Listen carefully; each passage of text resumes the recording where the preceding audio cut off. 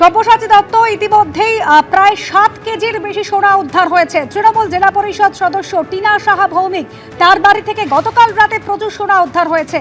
4,39,00,000 টাকারও বেশি সোনা উদ্ধার হয়েছে। আর এর আগে সব্যসাচী দত্তের বিপুল পরিমাণ সোনার হদিশ মিলেছিল তার ফ্ল্যাটে এবং ব্যাংকের লকারে। যে ব্যাগের ছবি দেখাচ্ছি, ব্যাগেই রয়েছে এই কাঁড়ি কাঁড়ি সোনা, যে সোনা নদিয়া জেলা পরিষদের সদস্য টিনা সাহা ভৌমিক তার বাড়ি থেকে গতকাল উদ্ধার করা হয়েছে। ছবি রেখেছি, টিনা সাহা ভৌমিক তৃণমূলের জেলা পরিষদ সদস্য, তার বাড়ি থেকেই বিপুল পরিমাণ সোনা উদ্ধার হয়েছে। প্রায় 4,39,00,000 টাকারও বেশি সোনা উদ্ধার হয়েছে। তোলাবাজি মামলায় ধৃত সব্যসাচী দত্ত, তার ঘনিষ্ঠ এই টিনা সাহা ভৌমিক।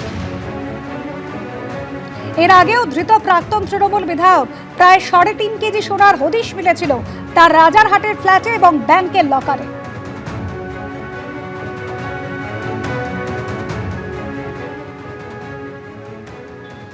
সব্যসাচী দত্তকে ইতিমধ্যে নিয়ে আসা হলো বিধাননগর নর্থ থানায় এবং গতকালই তেহট্টে তাকে নিয়ে যাওয়া হয়েছিল এবং সেখান থেকে প্রচুর পরিমাণে কিন্তু সোনা পাওয়া গিয়েছে, প্রায় 3 কেজি। এবং তার সাথে সাথে আমরা দেখছি যে তাকে নিয়ে আসা হয়েছে এবং হেফাজতে। কি বলবেন, এত পরিমাণে সোনা পাওয়া গেছে? আমার কোনো সম্পর্কই নেই।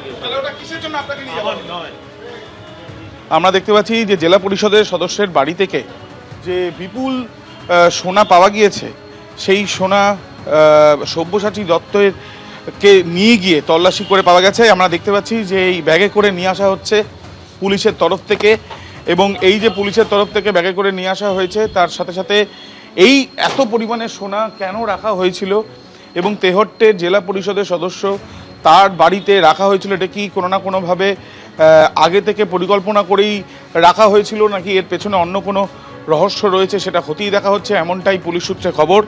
সব্যসাচী দত্ত তিনি নিজে অস্বীকার করলেও পুলিশ তাকে নিয়ে গিয়েই এই বিপুল পরিমাণে সোনা উদ্ধার করেছে, যারা বাজারে আনুমানিক মূল্য প্রায় 4 কোটি টাকার ওপরে, এমনটাই জানা যাচ্ছে। তবে সব্যসাচী দত্তকে ইতিমধ্যে হেফাজতে রাখাকালীন বেশ কিছু জায়গাতে তল্লাশি করা হয়েছে, তার মধ্যে অন্যতম এই তেহট্ট।